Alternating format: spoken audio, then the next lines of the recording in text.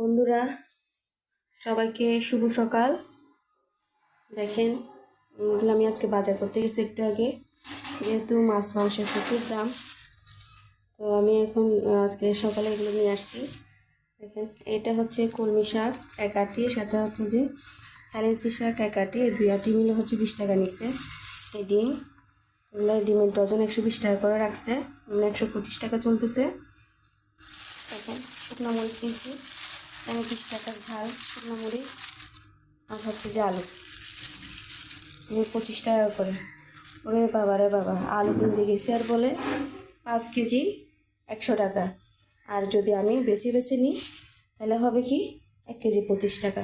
আমি বলছি ঠিক আছে, আমি বেছে নিব, আমাকে 1 কেজি দে। আমি এটা 25 টাকা দিয়ে গিয়েছি।